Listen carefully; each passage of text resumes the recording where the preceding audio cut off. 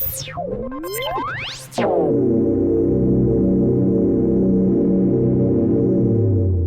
is your weekly report on corruption in the Philippine government. A neophyte policeman died after he accidentally shot himself while cleaning his gun at his house in Barangay Mansalingan here on Sunday, the 30th of October. The victim was identified as Patrolman Valulayan Singh, 24, temporarily assigned to the EB Magalona Municipal Police Station in Negros Occidental. Captain Elmer Banilla, head of Police Station 7, said the victim was reportedly cleaning his .45 caliber personal firearm inside his bedroom when he accidentally shot himself in the jaw. His family called for rescue and police assistance. Lansing was taken to a private hospital but he expired Sunday night, Banilla said.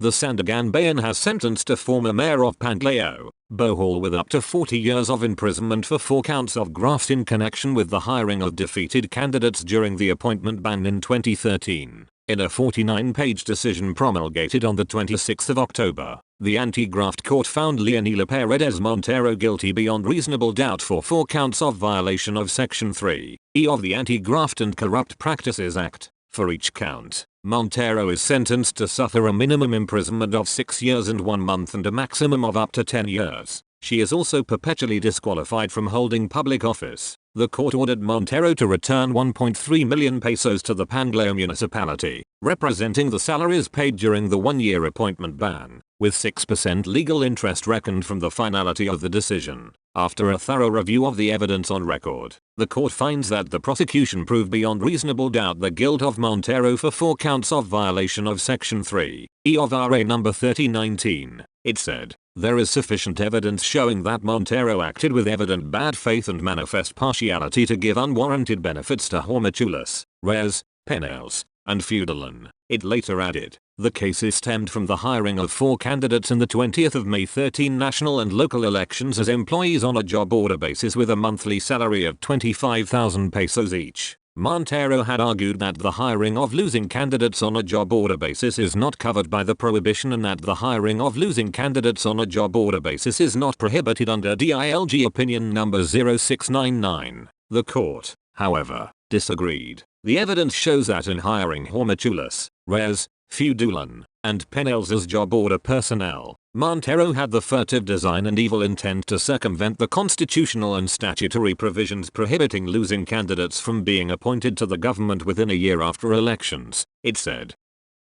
A 27-year-old policeman died after his motorcycle collided with a tricycle in Barangay Villasur, Madura Town, Quirino Province, police said on Monday, the 31st of October. Investigators identified the fatality as Corporal Bernie Pascual, who belonged to the 2nd Quirino Provincial Mobile Force Company and a native of Quirino's Aglipay town. Police said Pascual's motorcycle was hit by the tricycle driven by 82-year-old Alfonso Blanco Jr. during a heavy downpour. An initial investigation showed that Pascual was not wearing a helmet and was not carrying his driver's license at the time of the accident. Pascual was thrown off his motorcycle, causing head injuries. He was taken to a hospital but died later.